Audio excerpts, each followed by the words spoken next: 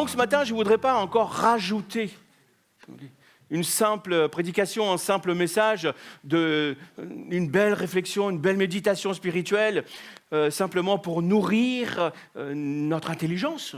C'est une bonne chose. Nourrir notre savoir biblique. Non, ce que je voudrais vous partager, c'est vraiment une vision ce matin. Une image, une conviction profonde et qui fait partie de la vision aussi de l'Église. C'est quelque chose qui concerne directement notre vie personnelle, qui concerne nos familles, parce que l'Église, notre vision, c'est une vision aussi de la famille, mais qui concerne aussi la sainteté et la santé spirituelle de l'Église. Donc voilà, j'attire déjà votre attention sur cet aspect. Parce que, vous pouvez le constater, hein, je n'invente rien et je ne déduis rien. Je constate simplement que lorsqu'on regarde ce monde autour de nous, on s'aperçoit que la plupart des idées, la plupart des institutions, la plupart des choses qui existent sont fragilisées de tous les côtés. Non ? On voit les foyers qui sont attaqués. On voit des couples qui sont épuisés, qui sont brisés. On voit des enfants qui sont exposés très tôt à des influences violentes, nocives, confuses, et même des idées parfois contradictoires lorsqu'on écoute les uns et les autres. Voilà, un coup on nous dit ceci, un autre coup on nous dit l'inverse, etc. Mais on voit même dans le milieu chrétien, on voit des chrétiens qui sont honnêtes, sincères, des chrétiens qui aiment Dieu, mais parfois sans protection par rapport à tout ça. Des chrétiens qui sont sans repères solides. Vous savez, trop d'informations, on dit, tue l'information. Trop de repères, qu'est-ce qu'on utilise comme repère ? On nous dit, voilà, ça c'est un repère, etc., etc. Voilà. Du coup, on devient sans repère solide, si vous voulez, pour nous structurer, pour structurer notre vie, pour structurer notre vie spirituelle de façon saine et claire. Et simplement, Dieu n'est pas un Dieu compliqué, vous savez. Donc, et l'Église elle-même, que ce soit l'Église ici, Coram Deo, ou l'Église, n'est pas épargnée par tout cela. Elle est belle, l'Église. Vous le croyez ? Amen. Relisez, si vous n'êtes pas convaincu de ça, relisez l'épître aux Éphésiens. Et vous allez voir, c'est le regard de Dieu sur l'Église, comment l'Église est belle. L'Église est vivante, même si parfois on a l'impression que... Mais elle est vivante parce que Jésus est là, c'est son Église, il en prend soin. Et l'Église, c'est une communauté qui a été appelée par Dieu. Mais elle peut aussi être très vulnérable. Et elle est vulnérable. C'est pour ça que ce matin, j'aimerais vous inviter à revenir sur un texte que Eric avait lu. Il avait lu tout le chapitre 3 de Néhémie. Vous vous rappelez ? Vous vous en souvenez ? Alors donc, je ne vais pas le relire ce matin. Je vais simplement ponctuer ce verset parce que je l'ai reparcouru. Il y a quelque chose qui m'a interpellé dedans en regardant cela. Et pourquoi ? Parce que ce qui est dit est toujours valable pour notre temps, si on sait l'écouter en profondeur, si on sait laisser l'Esprit de Dieu nous parler à travers sa parole. Et pourquoi est-ce que Néhémie nous parle encore aujourd'hui ? Parce que c'est pas une... Vous savez, il y a des histoires qui datent d'il y a très très très longtemps, et puis on se dit, ouais voilà, c'était pour les gens de l'époque, mais c'est une histoire de vieilles murailles, comme on pourrait entendre, qui s'est effondrée, et que des gens ont été touchés pour lever, parce qu'il y avait un aspect affectif dedans. Non, cette histoire, c'est un miroir spirituel. La parole de Dieu, c'est un miroir, n'est-ce pas ? Donc là, ce que je vous ai invité ce matin, c'est de vous regarder à travers ça, à travers ce chapitre-là. C'est une radiographie, vous voulez, un scanner, un IRM, ce que vous voulez, de l'état spirituel du peuple. Jérusalem est bien là, mais ces murailles sont détruites. C'est ça l'histoire de Jérémie, non ? Enfin, de Néhémie, n'est-ce pas ? Donc, les portes sont brûlées, sont abîmées. Donc, la ville existe encore, mais elle est exposée au danger. Elle est sans défense. Il n'y a plus de limite. N'importe qui peut rentrer, peut sortir. On ne sait pas où est l'intérieur, où est l'extérieur. Et quand Néhémie apprend cela, qu'est-ce qu'il va faire ? Il va se dire, de toute façon, c'est loin, moi je suis en Babylonie et ça c'est leur problème. De toute façon, c'est pas grave, Dieu est avec nous, Dieu connaît toutes choses, Dieu va intervenir, etc. Est-ce que c'est ça qu'il a fait, Néhémie ? Non, il a pleuré. Il a commencé à pleurer. Il a jeûné, effectivement. Il a prié. Parce que il veut considérer les choses de façon fondamentale. Il comprend quelque chose de vraiment profond. C'est-à-dire qu'une ville sans muraille, c'est une ville qui est vulnérable, sans défense. Un peuple sans protection spirituelle, amen. Voilà, la première fan. Un peuple sans protection spirituelle, c'est un peuple qui est en danger. Alors permettez-moi de vous poser cette question, tout simplement. Une question simple, mais honnête. Je n'attends pas de réponse, mais c'est pour susciter la réponse dans vos pensées, pour vous emmener à la réflexion. Où sont les défenses spirituelles dans vos propres vies? Où sont les murailles solides dans votre propre vie? Est-ce que vos maisons sont protégées spirituellement? Est-ce que l'église locale, est-ce que vous vous rendez compte de la protection qu'il a sur l'église locale? La question que moi je me pose, c'est est-ce que l'église est suffisamment bien structurée, gardée, organisée, ou elle laisse n'importe quoi, je ne dirais pas n'importe qui, mais n'importe quoi entrer, n'importe comment, au nom de la liberté? Aujourd'hui, bien, il faut être libre dans le nom du Seigneur. Je vous suggère tout simplement ces quelques questions.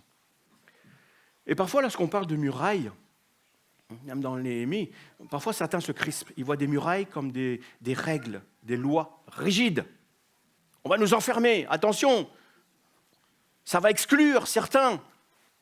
Ça va nous garder prisonniers à l'intérieur. Mais bibliquement, ce n'est pas ça une muraille. Bibliquement, une muraille, c'est quoi? Ce n'est pas un mur de prison, non, c'est un mur de protection. Eh oui, Dieu veut nous protéger, parce qu'une muraille, ça sert au moins, vous savez, à trois choses très simples. D'abord, elle protège, elle protège ce qui est précieux à l'intérieur. Est-ce que vous laissez vos maisons ouvertes lorsque vous partez de chez vous? Allez, laissez les portières de votre voiture ouvertes une fois que vous avez fini. Allez, on va voir ce qui se passe. Même si les clés ne sont pas dessus. Non, une muraille, on construit une muraille autour de quelque chose qui a de la valeur. On veut protéger. Et Jérusalem était précieuse. Cette ville était précieuse. Il y avait le temple de Dieu qui était là. Le peuple de Dieu habitait là. La présence de Dieu était au milieu du peuple. Et ça, c'est précieux. Donc, il fallait garder tout ça. Ensuite, ces murailles, une muraille, en tout cas, définit les limites claires. On dit qu'à l'intérieur de ces limites, là, c'est chez nous. Encore une fois, ce n'est pas pour exclure. Là, c'est chez nous. Ici, il y a une identité. Ici, il y a des valeurs. Ici, il y a une histoire. Ici, il y a une vocation. Ces limites servent à définir ça. Et puis finalement, ça nous permet de discerner ce qui entre et ce qui sort. Est-ce que vous laissez rentrer n'importe qui, n'importe quoi chez vous? Non. Les portes ne sont pas ouvertes en permanence. Il fut un temps où on pouvait laisser sa porte ouverte, les voisins surveillaient, mais aujourd'hui, laissez votre porte ouverte pendant que vous dormez, surtout. Généralement, lorsqu'on est chez soi à l'intérieur, lorsqu'on va dormir, on ferme sa porte, même à clé, n'est-ce pas? Tout le monde fait ça. On peut le faire naturellement dans notre vie, mais dans notre vie spirituelle, qu'est-ce qu'il en est? On fait ça pour garder, pour qu'on puisse surveiller même. Et là, on a suffisamment de discernement pour le faire.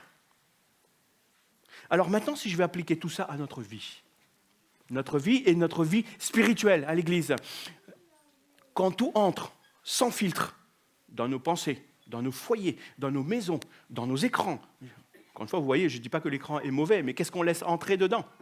Dans nos relations.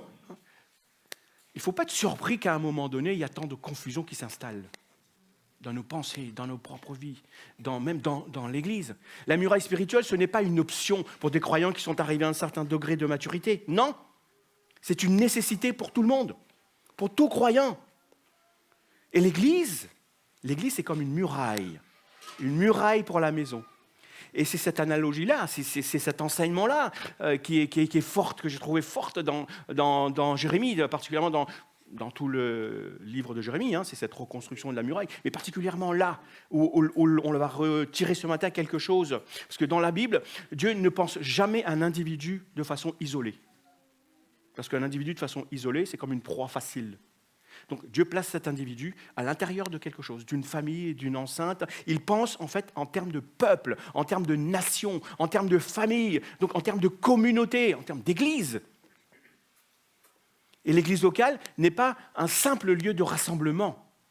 Et c'est pour ça, souvent, lorsque j'écris, vous pouvez le voir, si jamais vous recevez des choses de moi, lorsque j'écris l'Église avec un petit E, accent aigu, ce sont les bâtiments, ça représente les bâtiments. Mais lorsque je mets un grand E, un E majuscule, ça représente ce que nous sommes. Et ça fait la différence. Donc, ce n'est pas une faute d'orthographe que je fais. Si parfois vous recevez quelque chose de moi, vous voyez parfois l'Église écrit avec un petit E ou avec un grand E, peut-être dans le même texte. Non, c'est pour marquer cette distinction. Donc, l'Église, ce n'est pas simplement un lieu où l'on se réunit de façon hebdomadaire, 1 ou 2 fois par semaine. Non, l'Église est appelée à être une muraille spirituelle pour toutes les familles qui se réunissent ici. C'est un espace qui est sécurisé. Pourquoi ? C'est un lieu où l'on apprend, un lieu d'apprentissage, un lieu d'enseignement, un lieu de correction, un lieu d'encouragement, un lieu de prière et aussi un lieu de transmission. Eh oui, un lieu de transmission. Quand l'Église est forte, quand l'Église est stable et solide, quand elle est structurée, quand elle est aimante, quand elle est alignée sur la pensée de Dieu, sur la parole de Dieu, elle protège ceux qui sont à l'intérieur. Elle protège donc les foyers, les familles et les individus.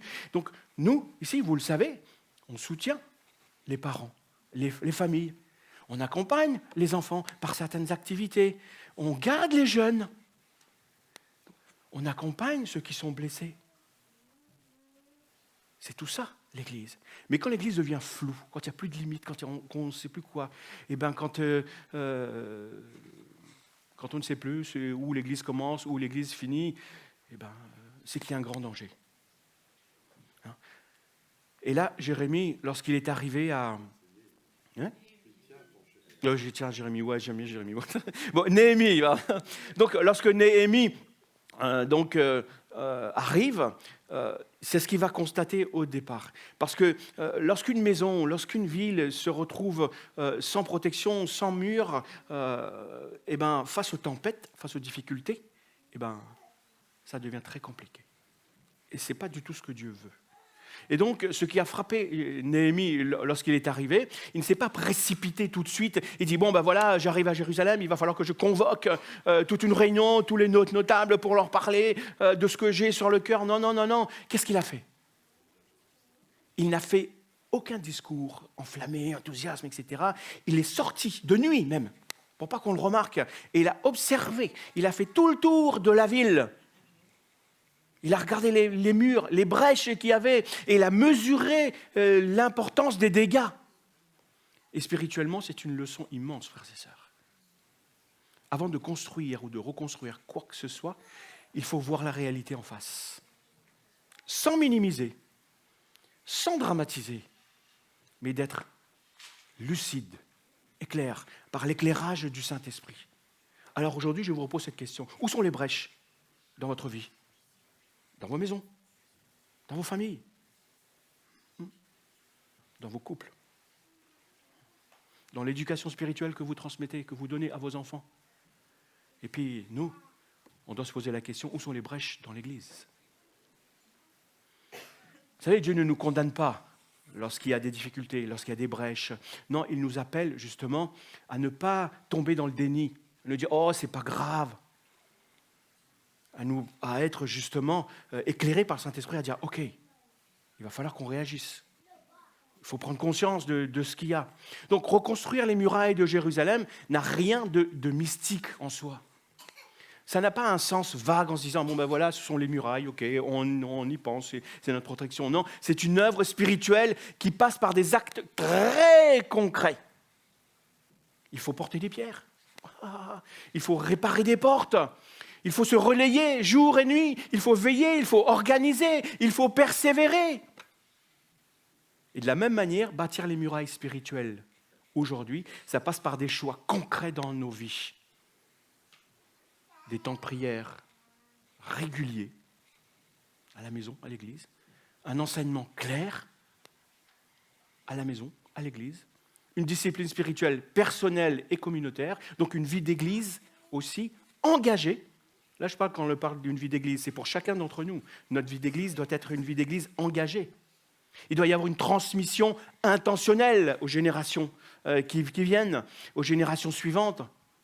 Parce qu'encore, on en reparlait vendredi, on a eu le conseil d'administration, je leur disais que ce que l'on fait aujourd'hui a de l'impact pour les générations suivantes. Ne faisons pas simplement les choses que pour nous aujourd'hui. On travaille pour ceux qui viennent après. C'est ça notre objectif. Une famille, une maison, œuvre pour les enfants aussi. Bien sûr pour aujourd'hui, mais pour demain et après-demain. Et même pour les petits-enfants. Donc plusieurs générations. Donc vous savez, dans la vie spirituelle, il n'y a pas de raccourci avec Dieu. Dieu bénit, mais Dieu ne bénit pas le désordre. Dieu bénit l'obéissance, l'ordre, et une obéissance fidèle, une obéissance persévérante. Donc voilà mon introduction pour ce matin. Cette introduction visait à faire quoi? À vous faire rentrer à travers une porte. Tu peux m'envoyer mon premier slide? Merci Trésor. C'est son prénom. Hein, voilà. Donc, je vous invite à rentrer dans une porte. Je n'ai pas encore commencé le parcours avec vous. Ce que je vais vous proposer, c'est de faire un parcours. C'est-à-dire de parcourir les différentes portes de la ville. Mais déjà, encore une fois, je vous pose cette question. Est-ce que vous êtes prêts à entrer dans ce chantier? Pour vous, pour vos familles, pour l'Église aussi. Parce que reconstruire, ça demande de l'humilité. Ça demande de reconnaître l'état et les manques, l'état réel. Ça demande de travailler ensemble, pas chacun de son côté, mais même lorsqu'ils travaillaient chacun, et lorsque vous relisez le texte, ils étaient accolés avec d'autres, jamais tout seuls. Et parfois, ça demande de résister à l'opposition. Mais si on fait bloc, ça fonctionne. Mais il y a quelque chose qui est extraordinaire, c'est qu'il y a une chose qui ne change pas, la promesse de Dieu. Et quand Dieu est à l'origine du projet, eh bien là, le peuple est enthousiaste, est motivé par ça, et le peuple se met en mouvement quand chacun prend sa part. Chacun s'est occupé d'une portion de la muraille. Et tout le long de ce que je vais vous dire, c'est que vous allez devoir réfléchir à quelle est ma portion à moi, pas la portion de l'autre, ma portion à moi. Alors que la muraille était en ruine, elle a finalement été relevée. Pourquoi? Et ce que Dieu veut protéger, ce sont nos vies finalement. Dieu n'a pas besoin de protection, lui. Personne ne va s'attaquer à lui. Même le diable, il ne veut pas s'attaquer à Dieu. Il sait qu'il a perdu. Ici. Voilà. C'est à nous qu'il va s'attaquer. Donc Dieu veut nous protéger. Et aujourd'hui encore, Dieu veut protéger les familles. Dieu veut protéger l'Église. Dieu veut protéger la génération suivante. Voilà pourquoi Néhémie nous parle encore aujourd'hui. Néhémie, c'est quelqu'un qui parle de génération en génération. Voilà pourquoi nous avons besoin, plus que jamais, frères et sœurs, de rebâtir les murailles spirituelles solides et puis surtout de rebâtir nos portes. C'est à ça que je vais vous parler ce matin. Maintenant que je vous ai introduit à travers une première porte, on n'a pas encore arrivé aux portes de Jérémie, que le chantier donc est ouvert. Néhémie, waouh. Jérémie travaille tout le temps, c'est le prophète qui me travaille le plus. Donc, on va passer aux choses concrètes, parce que Néhémie, lui, dans ce livre-là, dans ce chapitre-là, il ne va pas construire au hasard. Il ne va pas faire les choses comme ça, au petit bonheur la chance. Tiens, un jour, on va faire ça. Demain, qu'est-ce qu'on pourrait faire? Ah, tiens, demain, on va faire ça. Non, il y a un ordre. Il y a une progression. Pourquoi? Parce qu'il y a une sagesse spirituelle profonde dans la manière dont Dieu conduit cette construction. Et Néhémie a été sensible à ça. Et Néhémie a organisé et il a planifié tout ça. Donc la Bible nous montre que la muraille de Jérusalem n'est pas simplement une ligne, vous savez, une ligne de pierre qui part du nord du temple, etc. Non, ce n'est pas simplement un mur qui est ponctué de portes comme ça, au hasard, on ne sait pas. Non, ces portes ne sont pas anecdotiques. Elles sont nommées. Chaque porte a un nom. Pourquoi? Parce que ces portes ont une fonction. Elles racontent quelque chose. Et je vais vous raconter très brièvement.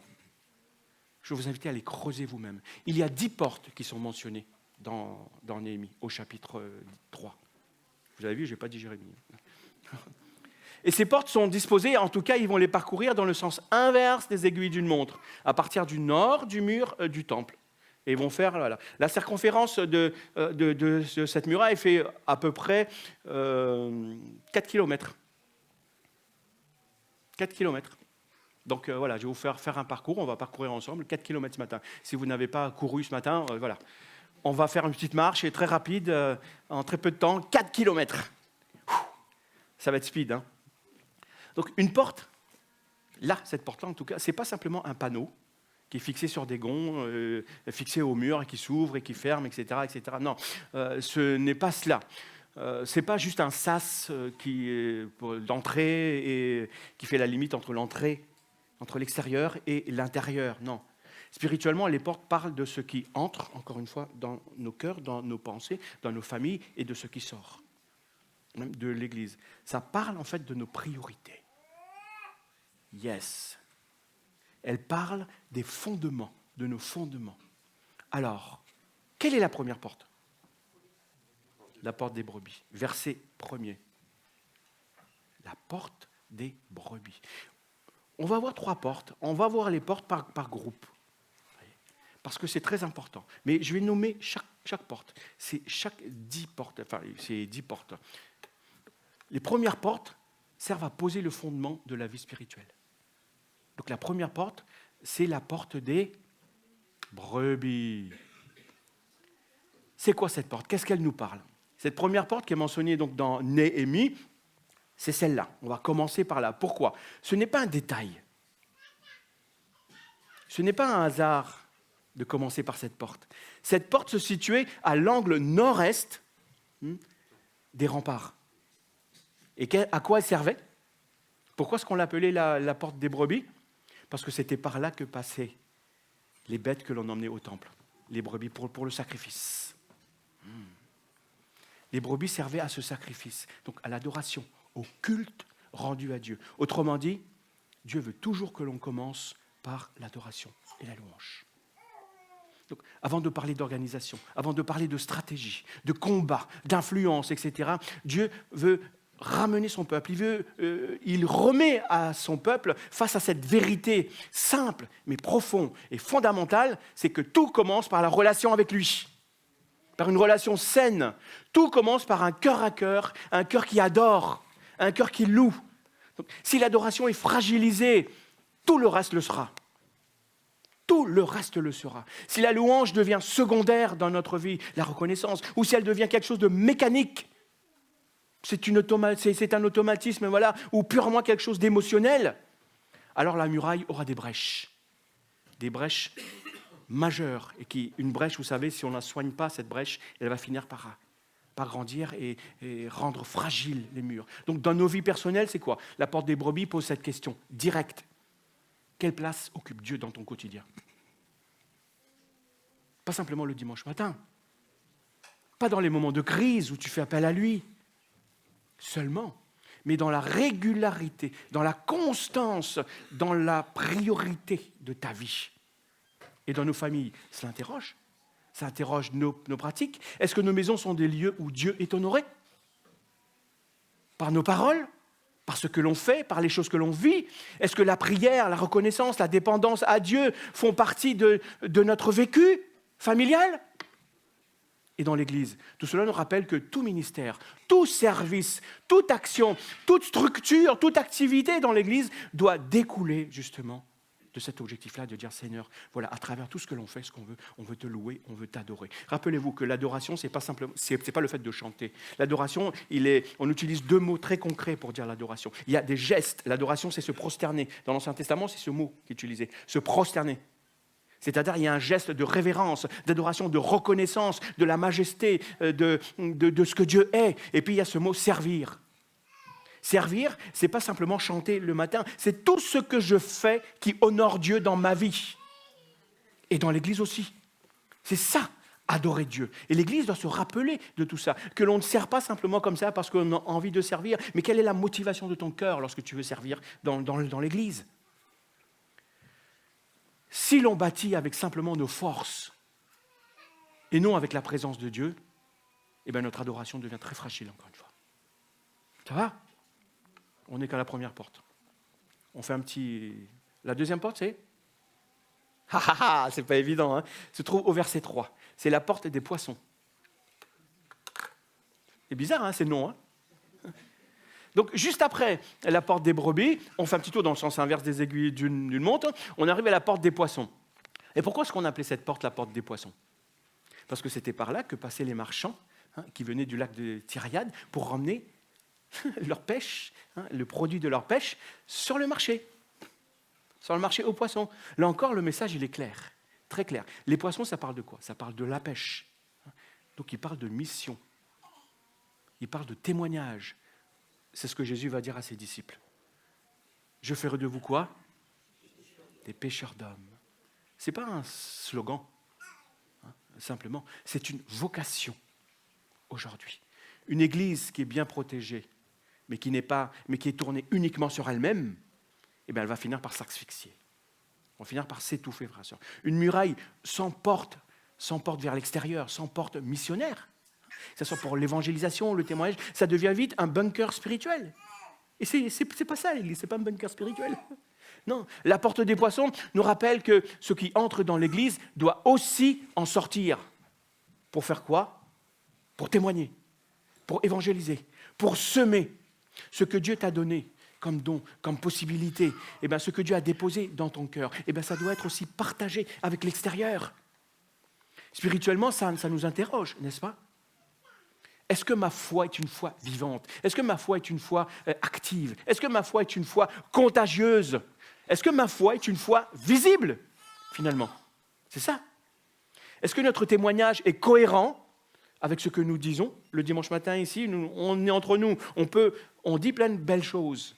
Mais est-ce que lorsque je suis à l'extérieur, mon vécu correspond à ça? Dans la maison, ça concerne la manière dont nous parlons de Dieu, devant nos enfants, à nos proches, avec nos voisins. Parce que l'évangile ne se transmet pas simplement par un discours, vous savez. L'évangile se transmet par une vie qui est en conformité avec la parole de Dieu, avec sa volonté. Et quand la porte des poissons est négligée, l'Église est repliée sur elle-même, la famille est repliée sur elle-même. Mais quand elle est restaurée, l'Église respire.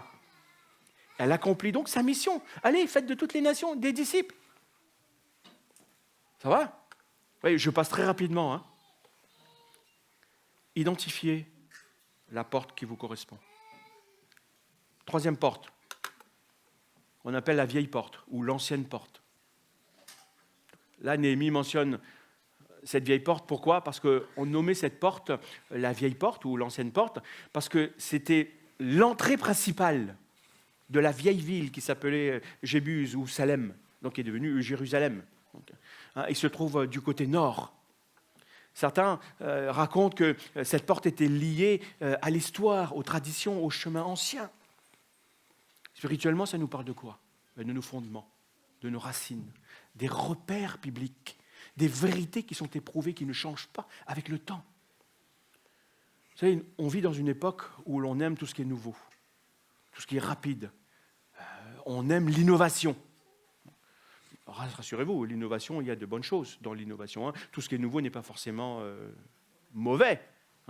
Même si on dit que tout ce qui est nouveau est beau, ou tout ce qui est beau est nouveau, je ne sais plus dans quel sens. Mais l'Église, en fait, ne peut pas sacrifier ses fondements, comme on dit, sur l'autel de la modernité. On ne peut pas. Cette ancienne porte nous rappelle que les vérités venant de la parole de Dieu sont des vérités éternelles et ne changeront pas. La sainteté, ça ne changera pas.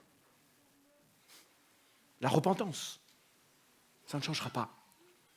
L'obéissance que Dieu demande dans ma vie, ça ne changera pas. La centralité de la parole de Dieu, ça ne changera pas. Le fait de marcher et de se laisser conduire par l'Esprit pour marcher par l'Esprit, ça ne changera pas. C'est ça, la vérité de la parole de Dieu. Rebâtir cette porte, c'est accepter de revenir à ce que Dieu a déjà dit. Tout est consigné dans sa parole. Il n'y a rien de nouveau, frères et sœurs. Même quand cela me dérange. Oui, il y a certaines choses parfois qui me dérangent lorsque je lis la parole de Dieu. Mais ça me dérange parce que je ne suis pas en accord avec la parole de Dieu sur tel point, lorsque quelque chose vient de me percuter. Mais c'est à moi de revenir vers cette parole et vers cette vérité. Même si tout autour de nous dans cette société va à contre-courant, même dans le milieu religieux. Donc dans nos vies personnelles, ça veut dire quoi? Ça pose la question de notre rapport avec les fondements de la parole de Dieu. Est-ce que la parole de Dieu est une référence? pour moi, dans tout ce que je fais, dans tout ce que je pense? Est-ce que c'est une référence vivante, c'est-à-dire qui se traduit dans quelque chose de vécu, ou c'est simplement un éclairage occasionnel de temps en temps? Donc dans l'Église, comment est-ce que ça se traduit? Ça se traduit par un enseignement clair. Et je bénis le Seigneur pour les prédicateurs, pour ceux qui enseignent, que ce soit l'Église, les enfants. On doit être clair dans notre enseignement, on doit être simple, accessible, on doit être fidèle, on doit être courageux. On ne doit pas diluer le message pour plaire au plus grand nombre. Mais on doit annoncer un message qui édifie pour transformer. Et ça ne fait pas toujours plaisir. Ça va? Donc, vous avez vu ces 3 portes? Mais ce qui est frappant, c'est l'ordre de ces portes. Adoration, mission et fondement. Dieu ne commence pas par l'activisme. Non, il commence par quoi? Il commence par la relation avec lui. Il ne commence pas par la stratégie, non, il commence par le cœur. Il ne laisse jamais, jamais même la mission être détachée de la vérité. Spirituellement, cette progression-là est essentielle dans nos vies. Beaucoup de croyants veulent servir sans adorer, alors que adorer signifie servir, alors que servir signifie adorer. Ils veulent servir simplement pour satisfaire leurs envies. Bien sûr que servir, ça nous apporte une satisfaction, mais c'est le fait de servir notre Dieu, c'est ça notre satisfaction. Notre satisfaction se trouve en Jésus-Christ. Certains veulent témoigner, mais sans être enracinés dans la parole de Dieu. Tu vas raconter quoi? Tu vas témoigner quoi? Certains veulent construire leur vie de façon stable, mais sans prendre les fondations solides de la parole de Dieu. Ça ne marchera pas. Donc Dieu nous appelle à avoir une foi bien articulée, une foi solide, une foi ferme, une foi enracinée, une foi structurée. Mais attention, un piège qui est courant. Rebâtir donc ces portes anciennes, ça ne signifie pas revenir à un passé où qu'on dit ah oui c'était mieux avant, un passé qui est idéalisé. Non, ce n'est pas ça. Ça signifie redonner à la parole de Dieu toute sa place. Redonner, reprendre les fondements que Dieu a établis. Il ne s'agit pas de nostalgie, mais de fidélité dans ce cas-là. Parce qu'une église, elle peut être contemporaine, elle doit être contemporaine, elle doit être pertinente pour la génération dans laquelle on vit, dans la société dans laquelle on vit, mais elle ne doit pas oublier ses fondements. Elle peut être, dans ce sens-là, contemporaine, mais avoir dans sa forme, mais garder son fondement biblique solide et ne pas déroger de ça. Les deux ne sont pas incompatibles, vous savez, ne sont pas opposés. Donc, l'objectif, c'est de garder la muraille solide. Et ça, il ne faut pas oublier que dans Néhémie, chaque portion de muraille qui est construite, est reconstruite par des familles. Rappelez-vous tout ce que Eric vous a dit, je ne vais pas répéter. Donc, reprenez le message de Eric sur ce chapitre-là, et vous allez voir. Ça se construit avec des groupes, ça se construit avec des personnes différentes, mais chacun à sa place. Personne ne fait tout. Et chacun fait une part qui lui a été assignée pour une bonne organisation. Spirituellement, cela nous rappelle que la muraille ne se bâtit pas avec des spectateurs. Elle se bâtit avec des ouvriers, des hommes et des femmes qui acceptent de rentrer dans ce chantier et de prendre leur place, même parfois humblement. Certains, vous allez voir leur nom qu'une seule fois dans cette liste. Et puis vous ne les entendrez plus parler. Mais en tout cas, leur nom a été rapporté.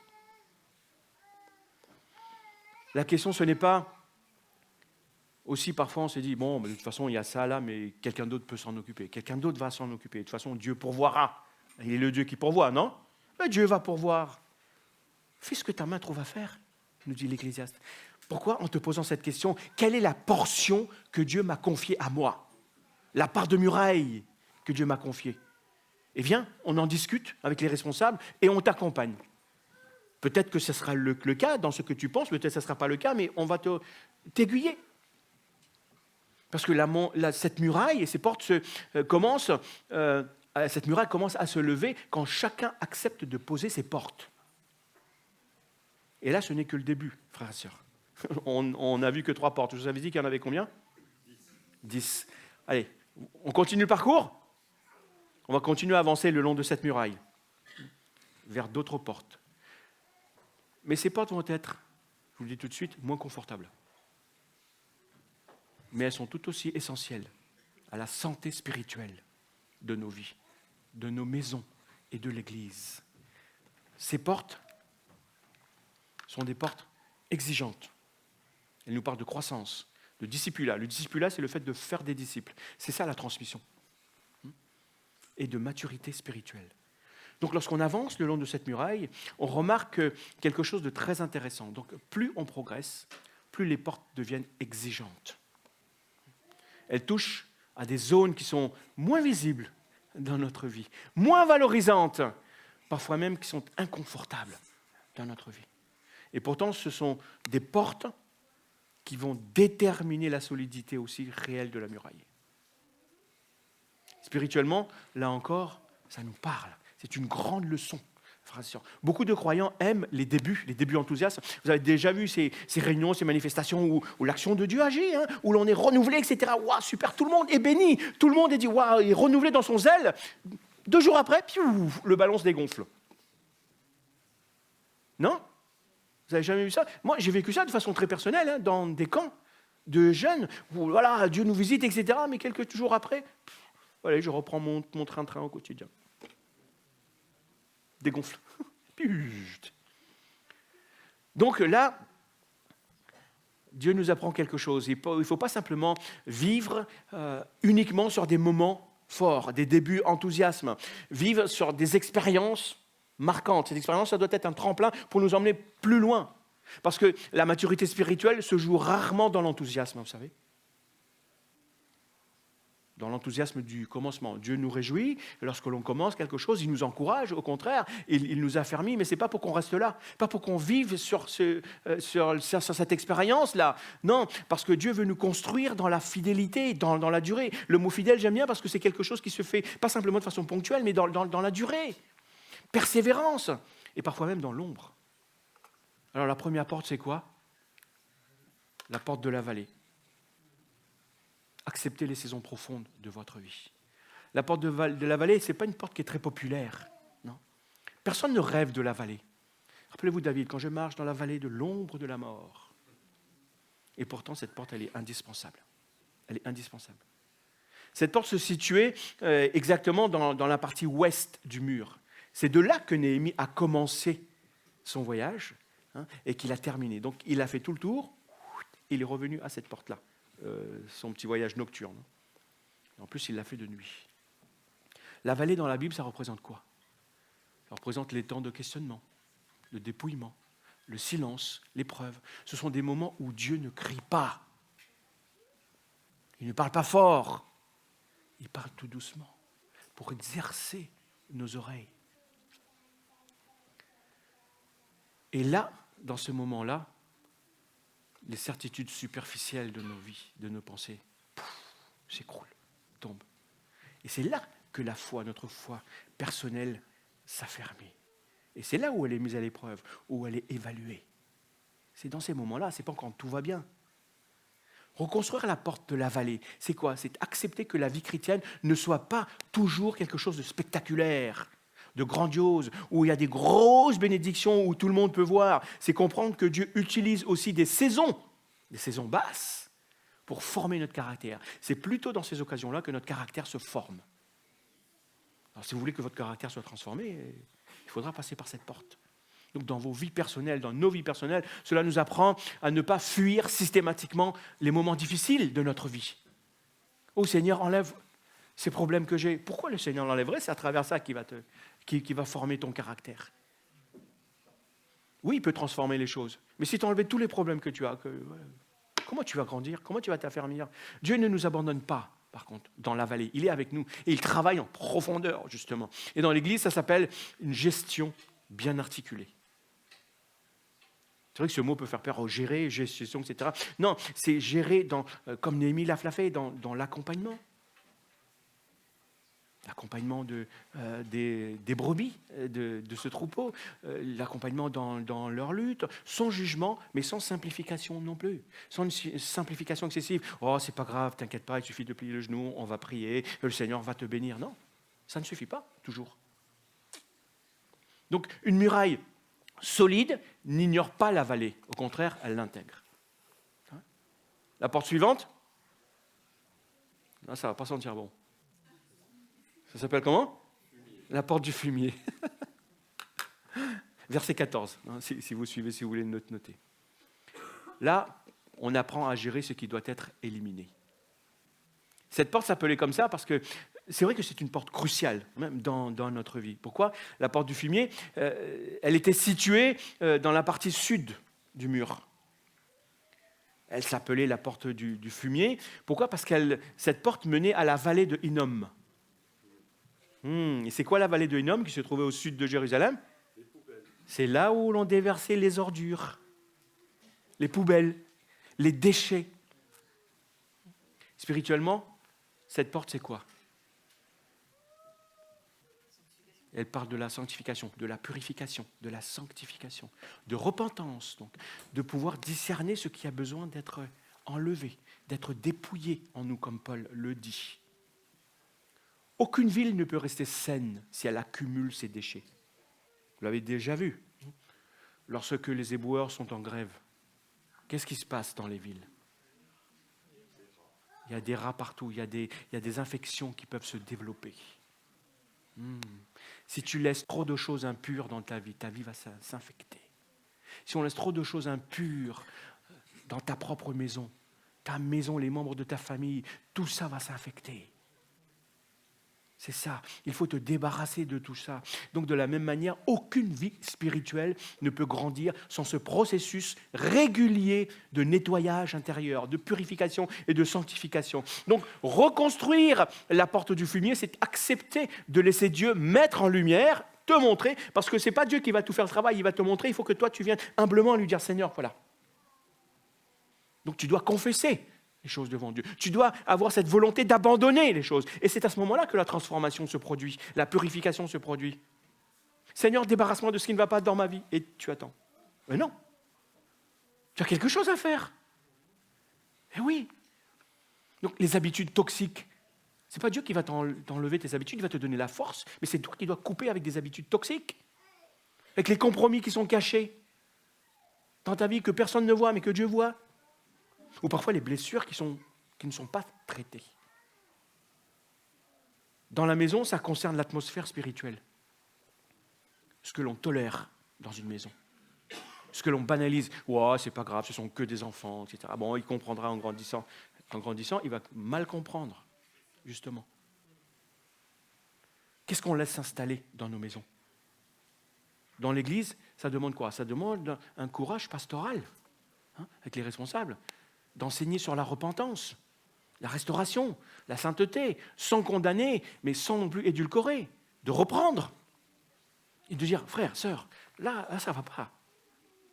Et de faire avec amour, bien sûr. Mais dans ta vie, là, ça va créer un problème. Le problème, ce n'est pas moi qui vais assumer les conséquences. C'est toi, ta famille, ton couple, ton foyer, ta vie professionnelle, ta vie spirituelle, ton service dans l'Église. Et oui, il faut avoir le courage. Ce n'est pas toujours simple, mais on doit le faire. Parce que la sainteté, ce n'est pas une option, encore une fois, pour ceux qui sont au top. Vous voyez? C'est une condition de santé spirituelle. Ah, ça ne sentait pas bon. Allez, on va passer à autre chose un peu plus. La prochaine porte, verset 15. La source. La porte de la source, ou on l'appelle aussi la porte de la fontaine. C'est quoi? C'est renouer avec notre dépendance vis-à-vis de Dieu, avec Dieu. Cette porte de la fontaine, elle se situait où il y avait un tunnel, donc à Siloé. Il y avait un tunnel, et lorsque ce tunnel arrivait à la source, donc arrivait à là où on pouvait récupérer l'eau de la source, il y avait une porte qui amenait ça. Donc cette porte conduisait à ça, était là où arrivait l'eau. On appelait ça donc la porte de la fontaine. Donc c'est là où la ville était alimentée par l'eau qui est la source de Gihon. Donc c'était la source par excellence de Jérusalem. Et dans la Bible, l'eau parle de quoi? De la vie, de l'esprit, de la parole qui rafraîchit. Une muraille peut être haute, bien bâtie, mais si la ville n'est pas abreuvée par une source, qu'est-ce qui se passe? Tout le monde meurt. Tout le monde meurt. Spirituellement, ça nous rappelle quoi? Ça nous rappelle que la vie chrétienne ne se maintient pas par l'activisme, mais par la communion avec Dieu. Rebâtir cette porte-là, la porte de la source, c'est redonner toute sa place à la prière, à l'écoute, à l'intimité avec le Seigneur dans nos vies. Cela pose tout simplement une question très simple, frères et sœurs. Où est-ce que vous puisez votre force lorsque vous êtes fatigué? Dans vos capacités? Est-ce que l'Église tire sa source dans ses programmes, dans ses activités? Est-ce que vous tirez vos sources dans vos talents? Dans certaines substances? Parfois, certains disent, lorsque je suis fatigué, je rentre à la maison, allez, je bois un petit coup pour me reposer, pour me détendre. Je prends une substance pour me calmer. Où est-ce que vous puisez vos ressources dans la présence de Dieu? Dans l'Église, cela nous rappelle que les meilleures structures, la meilleure organisation dans l'Église, les meilleures activités ne remplaceront jamais la dépendance à l'Esprit Saint. Jamais. La prochaine porte de cette section, on arrive à la 7e porte. La porte des eaux. Elle est liée à celle-là aussi. Là, cette porte nous parle de quoi? Cette porte des eaux était, donc on l'appelait comme ça parce qu'elle menait justement à cette source, avec l'autre porte. À l'autre porte, la source d'eau, la ville, la source de Guillaume. Donc elle est associée à l'accès à l'eau maintenant. Et c'est quoi cet accès? Parce que ça aussi, c'est symbolique. C'est symbolique. Avoir accès à la parole de Dieu. Comment est-ce qu'on a accès? Là, on a parlé de la parole de Dieu tout à l'heure et de toute cette dépendance. Mais là, c'est cet accès. C'est quoi? Parce que rebâtir cette porte, c'est investir. Investir dans l'enseignement, dans la formation, dans le discipulat. Pour ceux qui sont là et pour les générations qui suivent. Une église qui ne forme pas, eh bien, elle finit par s'épuiser. Il n'y a plus de relève. Ben oui. Une fois non enseignée, une fois non pratiquée, mise en pratique, eh bien, ça devient une foi fragile, frères et sœurs.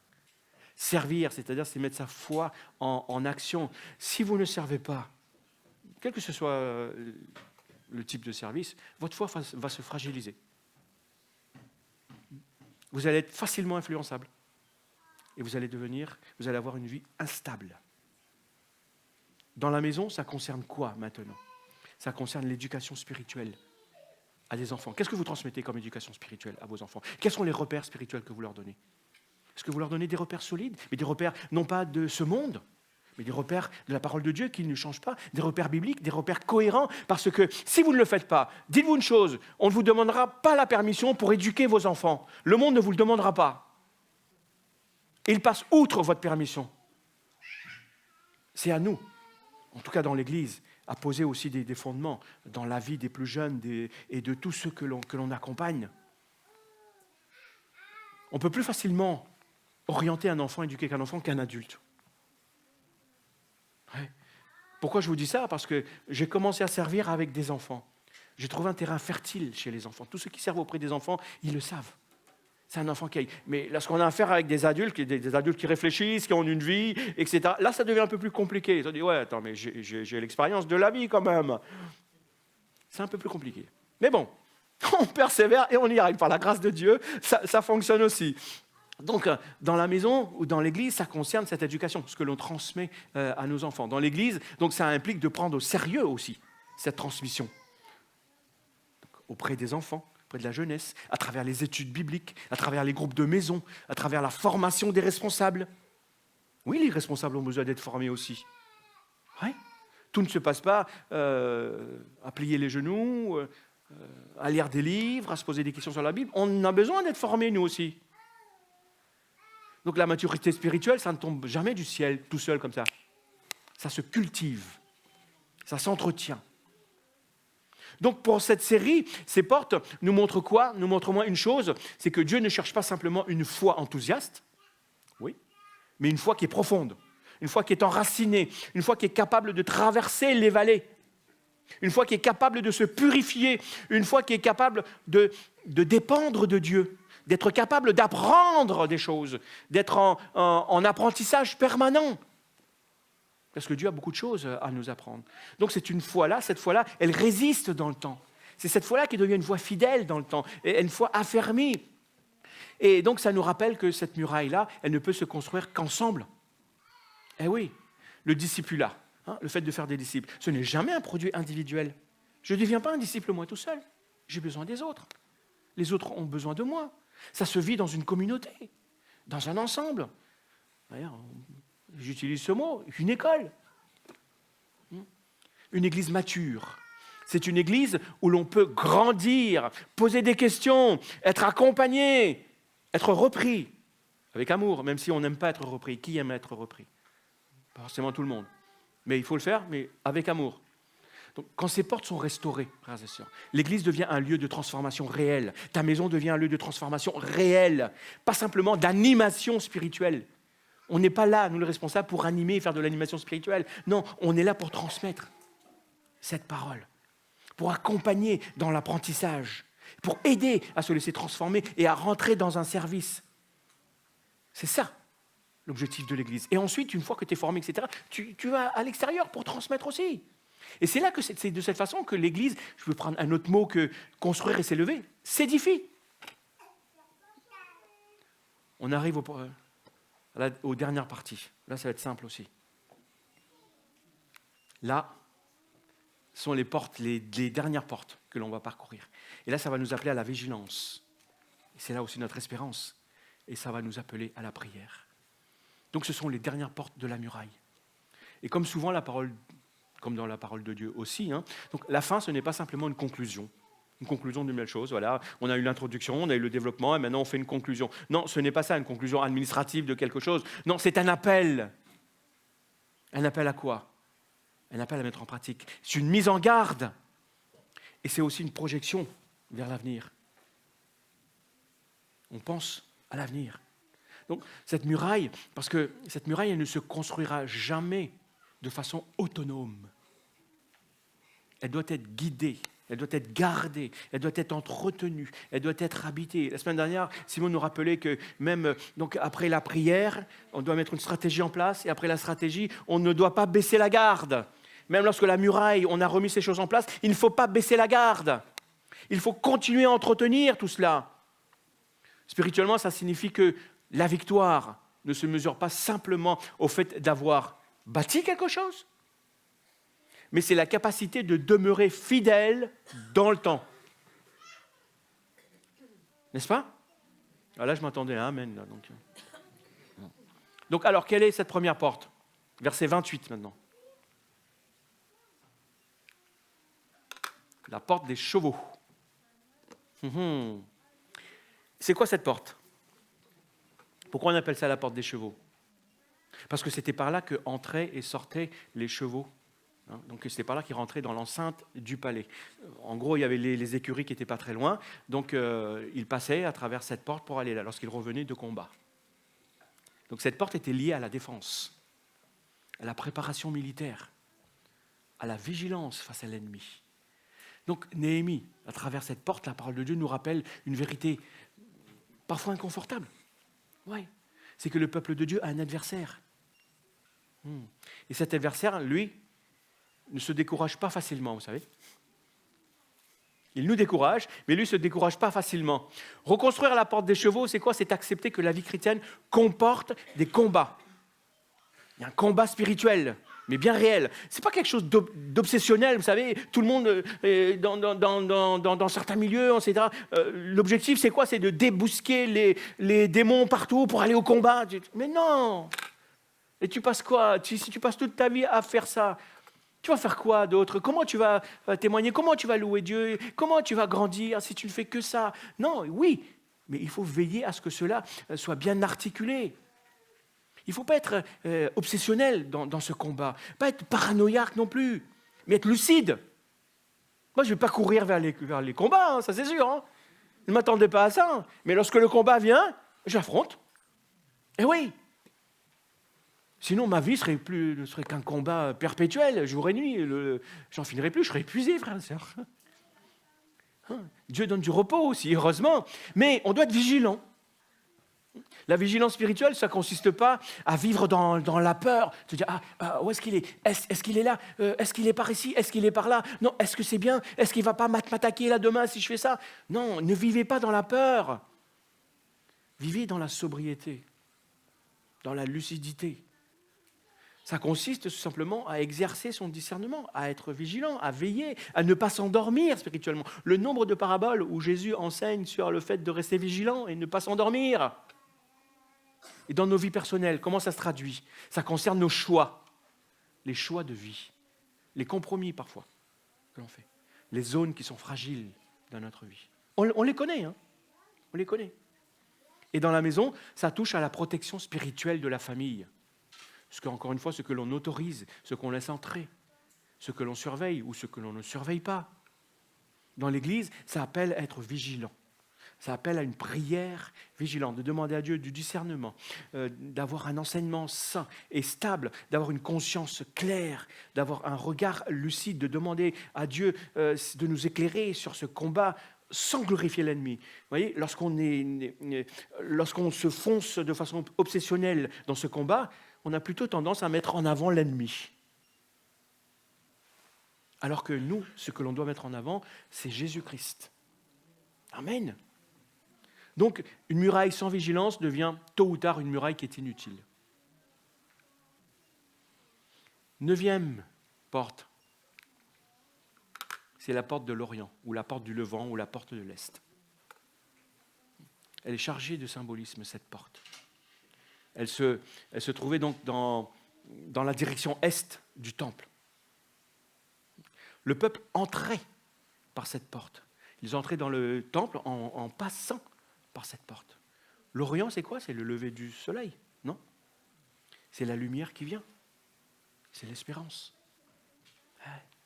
Spirituellement, cette porte nous parle comment? Elle nous rappelle que le peuple de Dieu ne vit pas tourné vers le passé. Il ne s'attarde pas non plus trop longtemps sur le présent, mais que ses regards doivent être fixés vers les promesses de Dieu. Quand la promesse est accomplie, ne considérez plus cette promesse-là, bénissez Dieu pour cela, mais Dieu a des promesses qui doivent encore s'accomplir. L'ultime promesse, c'est quoi? C'est l'espérance de voir mon Sauveur un jour face à face. Il vient bientôt. Eh oui, et les promesses de Dieu m'accompagnent dans ce cheminement pour aller vers ça, cette rencontre. Donc rebâtir la porte de l'Orient, c'est choisir de vivre dans une attente confiante qui est tournée, non pas vers le passé, mais qui est tournée vers les projets de Dieu qu'il y a devant, que Dieu n'a pas encore réalisé, mais que Dieu veut réaliser dans ma vie, dans ma famille, dans l'Église. Parce que même après les ruines, vous savez les murs là, même après les combats, même après les saisons difficiles, nos vies ne doivent pas se nourrir de ces choses passées, même des victoires passées. Elles doivent se nourrir une foi qui espère, qui nous tire vers l'avant, et une foi qui nous permet de persévérer, et une foi qui refuse toute corruption spirituelle, qui voudrait nous attirer vers le bas ou vers l'arrière. Et dans l'Église, c'est de maintenir la vision que Dieu nous a donnée. La vision ne changera pas. La mission que Dieu nous a confiée ne changera pas. La stratégie peut changer. Oui, c'est à ça que l'on doit veiller. Donc, nous, les responsables, on doit veiller à ce que cette vision soit maintenue par la grâce de Dieu, de toujours, même si l'on s'écarte, de demander à Dieu de nous encourager, de revenir vers cette vision. Dieu ne va pas nous donner, ne va pas changer de vision tous les 4 matins. Donc, cette attente aussi, une ouverture vers l'œuvre de Dieu. Une église sans espérance devient une institution. Et l'église n'est pas une institution. Une église qui est tournée vers l'Orient, vers ça, vers cette porte de l'Orient, c'est une église qui reste vivante et active et qui avance. Et la dernière porte, 10e porte, c'est, vous allez peut-être avoir plusieurs traductions dans vos Bibles, c'est la porte de l'inspection. Ah, on aime bien, non? Ou on aime moins? Se faire inspecter. On est sous contrôle. La porte d'inspection se situait à l'extrême nord du mur. Vous avez vu qu'on a fait tout le tour là? On est revenu, non? C'est à cette porte que les anciens siégeaient pour juger et prendre les décisions dans les affaires qui leur étaient soumises concernant les affaires de la ville. Donc, Néhémie, à travers ça, et la parole de Dieu, évoque quoi? Elle évoque des zones d'inspection, de contrôle, donc de vérification. Spirituellement, ça parle de quoi? Ça parle de responsabilité devant Dieu et de redevabilité. Un mot que l'on aime de moins en moins dans notre société. Redevable, c'est-à-dire rendre des comptes. On n'aime pas rendre des comptes. On veut faire ce que l'on a envie sans rendre des comptes à qui que ce soit. Mais Dieu nous appelle, et il ne nous appelle pas seulement à commencer quelque chose, mais à rendre des comptes. Parce qu'un jour, que vous le vouliez ou que vous ne vouliez pas, tout le monde rendra des comptes devant Dieu. On va tous passer devant un tribunal pour rendre des comptes. Tous. Les bons, les boucs, les mauvais, voilà, les boucs, et les brebis. On passera tous devant un tribunal pour rendre des comptes de ce que l'on a fait. D'abord, nous, on ne passera pas devant le tribunal pour savoir si on est sauvé ou pas sauvé. Ceux qui sont sauvés passeront devant le tribunal pour savoir, alors, qu'est-ce que tu as fait avec ce que je t'ai donné? Les dons, les talents, les possibilités. Est-ce qu'un jour, tu réfléchis, le lendemain, tu dis « Ah non, j'y arriverai pas » ou tu t'engages et puis tu te désengages, tu commences et tu ne vas pas jusqu'au bout. Qu'est-ce que tu as fait? Rappelez-vous de ce serviteur à qui le maître avait confié, et lui, il n'a pris aucun risque. Il s'est dit, moi, je ne prends aucun risque avec ce que l'on m'a confié, je veux le protéger. Comme ça, quand le maître va revenir, je vais lui redonner de façon intacte. Il n'aura pas été abîmé, pas de problème. Il faut prendre des risques avec ce que Dieu vous a donné. C'est comme ça que vous allez le faire fructifier. Il y a des choses qui fonctionneront, des choses qui ne fonctionneront pas. Vous ne serez pas jugé ni condamné pour les choses qui n'auront pas fonctionné. Mais vous serez bénis et Dieu fera des éloges à votre égard. Bon et fidèle serviteur, rende à la joie de ton maître pour les choses qui ont fonctionné, pour l'obéissance, pour les choses que vous avez mises en pratique, qui ont rapporté du fruit. Reconstruire cette porte, c'est justement prendre en compte tout cela. Prendre en compte ce que Dieu nous a donné. Examiner nos voies, nos vies, nos chemins et ajuster quand c'est nécessaire. Donc, reconstruire cette porte, c'est accepter d'être accompagné aussi dans ce que je fais, d'être conseillé, encore une fois, parfois repris. Cette notion d'être repris, je l'ai repris plusieurs fois. Hein. Donc, dans la vie personnelle, ça implique de ne pas marcher seul. Dans la maison, ça consiste à dialoguer, à parler, à être transparent, d'être cohérent. C'est la même chose dans l'Église. L'Église, c'est la maison de Dieu. Donc, dans l'Église, c'est l'appel à un leadership. Quand je parle de leadership, c'est un mot en anglais, hein, donc, à une direction saine, une direction humble, une direction responsable, une direction qui rend des comptes à l'Assemblée, qui accepte l'examen. On examine ce que l'on fait à la lumière de la parole de Dieu. Donc, à la fin du livre, la dernière porte qui est citée, c'est la première porte qui est citée, la porte des brebis. Donc, on revient au même endroit. On revient à cette première porte. Donc à la fin, ce qui frappe, ce n'est pas simplement la rapidité de la reconstruction de cette muraille, qui a duré 52 jours, mais la restauration de la vie spirituelle. La parole est lue, il y a une repentance qui est vécue, la louange va s'élever au milieu du peuple, le peuple va se réjouir. La reconstruction de la muraille n'était pas une fin en soi, vous savez. Non. Elle sert à protéger un peuple, mais un peuple au milieu de qui Dieu vit. C'est ça l'objectif. Spirituellement, ça nous rappelle quoi? Ça nous parle et ça nous dit quoi? Ça nous rappelle que la structure, sans la présence de Dieu, reste une coquille vide. Quelle que soit cette structure, aussi solide soit cette structure, aussi belle soient nos activités, si Dieu n'est pas là, c'est quoi notre vision? Je vous parlais de vision tout au début. Christ au centre de notre vie, Christ au centre de nos familles, Christ au centre de l'Église. Si Dieu n'est pas au centre de ça, ta coquille est vide. L'Église est vide. Ce que Dieu désire, ce n'est pas simplement que l'on rebâtisse ses murs et ses portes. Oui, c'est important. Mais il désire aussi que nos vies, l'Église soit organisée, mais que l'Église soit habitée avec Dieu au centre, que l'Esprit nous anime, que nous soyons conduits par l'Esprit, qu'il y ait la manifestation de l'Esprit au milieu de nous. Ce que Dieu désire, ce n'est pas simplement quelque chose de joli de l'intérieur, simplement, mais que ceux qui nous regardent aussi puissent voir cette puissance et cette action de Dieu, que Dieu habite au milieu de nous. Le peuple, je me rappelle de cette histoire où Jacob, où ses fils avaient tué tout un peuple parce qu'ils avaient déshonoré leur sœur, Dina. Et Jacob avait peur. Mais la parole nous dit, Genèse nous dit que lorsqu'il voyageait, tous les peuples aux alentours avaient été pris de terreur parce qu'ils savaient qui était leur Dieu. C'est impressionnant ça. Alors quel est l'impact de ça dans notre vie? Donc face à cette vision, frères et sœurs, la seule réponse possible, c'est de commencer aussi par la prière. Par l'adoration à la prière. Une prière, pas une prière rapide. Seigneur, oui, bénis-nous, merci parce que tu es au milieu de nous. Non, pas une prière de convenance parce que c'est ce qu'il faut faire. Mais une prière qui nous aide à ce que l'Église soit protégée. À ce que l'Église accomplisse sa mission. Que cette muraille ne soit pas construite avec des pierres seulement, même des pierres vivantes que nous sommes, mais que cette Église devienne une Église où Dieu habite et se manifeste. Et c'est une Église qui se maintient par sa communion avec Dieu, où Dieu habite. Et je termine. Et là, ceux qui ont été choisis pour préparer la scène, vous pouvez y aller. Et le groupe de louanges, peut-être peut aussi venir. Là, tout simplement, frères et sœurs, pour reconstruire tout cela, chacun doit être à son poste, que ce soit dans la maison ou dans l'église, pour rebâtir. Parce qu'on ne fait pas les choses seuls. Le livre de Néhémie se termine avec un peuple qui est debout. Levons-nous et bâtissons. Et ils ont mis un peuple qui est organisé. Même si on n'aime pas trop l'organisation, on a besoin d'être organisé. On doit être conscient de l'appel de Dieu pour l'Église, pour la communauté et pour chacun d'entre nous.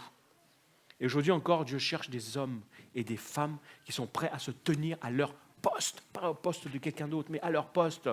Des hommes et des femmes qui ne sont pas parfaits, non, pas des hommes et des femmes héroïques, mais des gens ordinaires comme vous et moi que Dieu utilise, tout simplement avec un cœur disponible et disposé.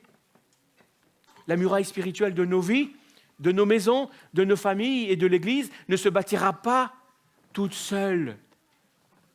Elle se bâtira si chacun accepte de dire « Seigneur, voici ma portion » ou « Montre-moi quelle est ma portion de mur que je dois travailler. » Et je vais m'y mettre, tu me donnes la force. Et c'est à ce moment-là que certaines ruines et les ruines de nos vies vont s'élever, ces murailles vont s'élever. Ce qui est exposé dans ma vie sera protégé. Ce qui était fragile va devenir fort. Que Dieu nous accorde la grâce, frères et sœurs, d'être de ceux qui rebâtissent et qui veillent dans notre propre vie, dans nos maisons et dans l'Église. Et le temps de prière tout à l'heure, je vais vous encourager, je vais reprendre ces portes. Identifiez là où les portes qui vous concernent. Et cet après-midi, on va continuer dans la prière avec ces portes. Vous voulez bien? Je vous invite à avoir un temps de recueillement pour réfléchir à cela. Et peut-être demander à Dieu, Seigneur, éclaire-moi sur là où les portes que j'ai besoin de rebâtir et de reconstruire dans ma vie, dans ma famille.